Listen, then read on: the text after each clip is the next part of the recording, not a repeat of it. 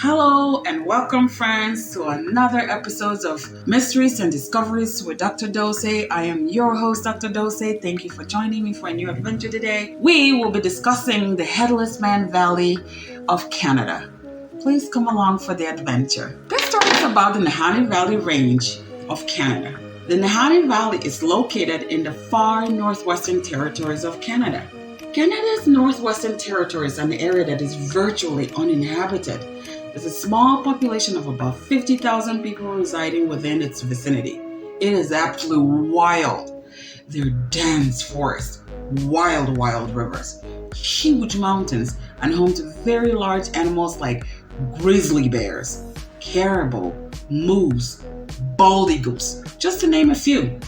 The temperatures in the area can drop to as low as 50 degrees, and yet the river keeps flowing. Experienced hikers and outdoorsmen know this.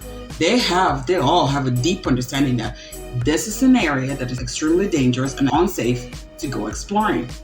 But there's a small park in the heart of the Northwestern Territory, about 11,000 miles in. It is called the Nahanni Valley. In the year 1976, the government of Canada made this park into a national park. Let's not get it twisted. This isn't the go family camping type of park. In fact, neither the government nor the locals provide any forms of accommodations in this area. There are no lodges, no hotels, no bathrooms here.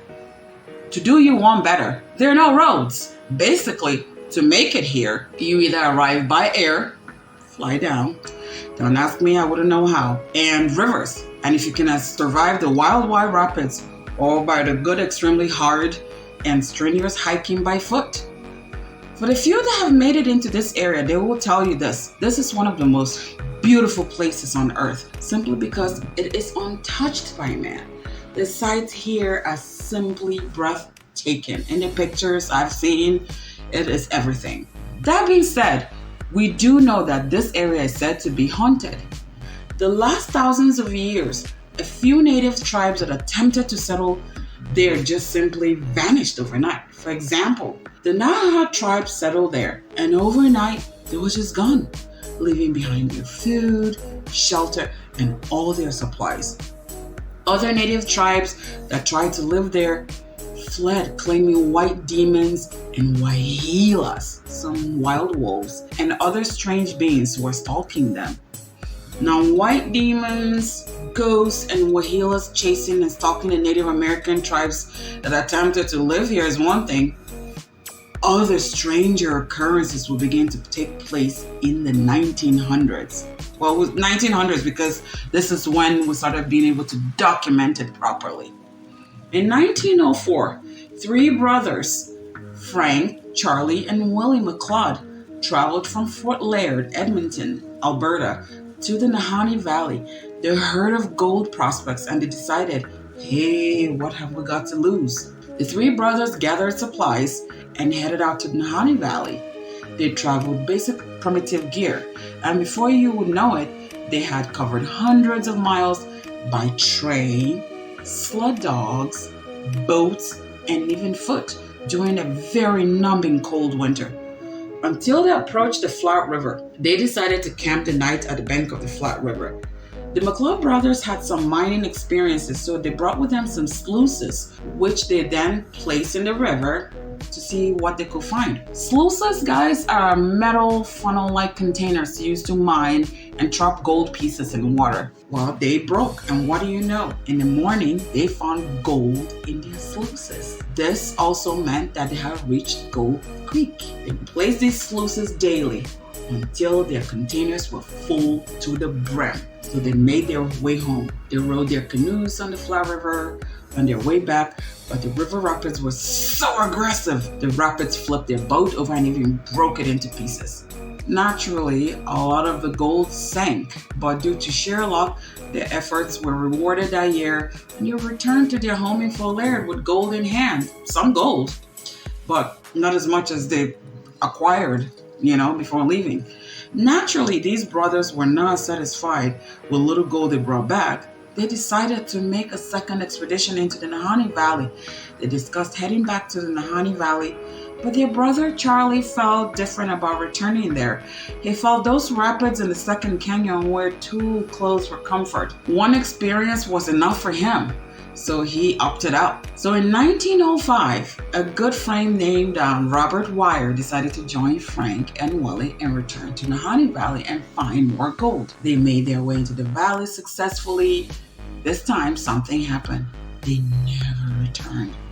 Back home in Fort Laird, where the brothers were from, their brother Charlie started to wonder, it's been 3 years, and we have heard nothing from neither Frank nor Willie. It's not like that. Charlie grew restless, so in 1908, he gathered some supplies, summoned a party of 4 men to go find his brothers. They traversed their way up down to the Nahannis. They made it to Flat River. They had to paddle their boats upstream against those intense river rapids. And what a challenging experience for that search party. Flat River has a 10-mile stretch along the South Nahanni River called the Second Canyon. They're very high canyons and the river flows through. These canyons have cliffs that are about 1,000 feet high, and the river itself has a depth of almost thousands of feet beneath. So as intense as the rapids are, it becomes a battle-testing ground for outdoorsmen. When you reach the second canyon, you feel boxed in. You basically know this is not a place to stop.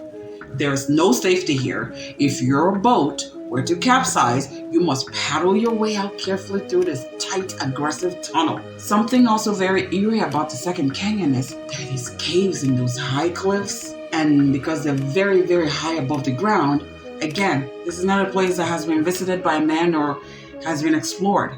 So when you paddle along this river, there's an uneasy sense of feeling that you're being watched. These high cliffs also block the sunlight, making this tunnel basically dark. That's intense, guys. As they canoed their way upstream, they kept watch for the banks of the river, for any signs of human activities, campsites, campfires. Basically, they were surveilling the area for, any sign of human activity. Sometime after the second canyon, they came across a very heartwarming sight. Hence, re-energized, the search party made their way ashore and approached the campsite. Lo and behold, there was a lifeless, headless body. The body was burned. It appeared to be reaching for a gun. As they searched further inside the tent, a second body was found, also headless and badly decomposed. Both of these headless bodies had some personal effects in their pockets, even though their clothing were burned. This is how Charlie was able to identify his brothers. But wait, there were 3 men who went on this gold search. Remember, guys? Where was Robert Wire? The search for Robert would take a few months before his headless body was found down the river. And by the way, there was no gold in sight. Canadian Mounted Police were called to the site. After a very short investigation, they ruled that the brothers died of starvation and the missing heads were attributed to animals dragging the corpses and eating them. Word of the headless McLeod brothers got out and the local Canadians went into a frenzy. Rightfully so. They started to speculate a multitude of theories. Some speculated that Robert Wire must have killed both brothers and taken all the gold to live off of. Some said Wahilas must have attacked them. Some locals believed there was a serial killer on the loose in the valley. The fear around this incident made the locals decide to name the Nahanni Valley the Headless Valley. That's where the name came from. So in 1913, a few years after the McLeod brothers incident, a Swedish explorer named Martin Jorgensen decided, he was going to search for gold in the Nahanni Valley. He gathered supplies and embarked on this arduous painstaking and staking journey. He arrived, he built himself a nice cabin, placed sluices in the river, wrote home to his partners telling them his location and that he had struck gold, baby. And without missing a beat, his partners made the journey to Nahanni Valley that very summer, only to find his decapitated skeleton outside his cabin, which had been burned to the ground. The gold Jorgensen claimed to have mined was also never found. Again, Canadian Mounted Police called this a natural disaster. Never mind the correlation between the Jorgensen's headless body and the McLeod brothers' headless bodies in the same valley. This will not be the last of headless corpse found in this valley. This pattern of headless corpse burned to the ground or simply vanishing continued with other gold prospectors. In the year 1921, a trapper named John O'Brien was found frozen next to his campfire. He still had a set of matches in his hand. O'Brien went to the valley to find gold with his partner. He left for a week to check out all the traps they had set out. His partner grew wary. He found another trapper and went looking for him. They both found O'Brien frozen in one spot. He sat facing the campfire like he was simply enjoying himself and was flash frozen. When Canadian Mounted Police came down, they said it was a natural disaster. It was a natural death caused by the cold. In 1927, another gold prospector and an outlaw, Yukon Fisher, who was wanted by the Canadian Mounted Police, also set up camp in the same valley where the McLeod brothers were found. Friends close to him said he had a lot of gold nuggets when he came around. Yukon's remains were also found, and yes, headless, outside of his burned down cabin. In 1936, William Upler and Joseph Mulholland went also missing. Their cabin was discovered, burned to the ground. Their bodies were never found. In 1945, Ernest Savard, a miner from Ontario, will be found decapitated along Flat River in the Nahanni Valley, or we all now say Headless Valley, right? Ernest was found headless in his sleeping bag by a woodsman named Walter J. Tully. Other strange phenomena also occurred. In 1926, a young lady named Annie Lafferty went into the Nahanni Valley with a hunting party. They camped the night in the valley, and the next day Annie was gone. The hunting party searched for Annie for weeks until a woodsman reported seeing Annie running on the cliffs on all fours, and she was wild-eyed and naked with some kind of madness. Needless to say, the party returned home out of fear for their lives.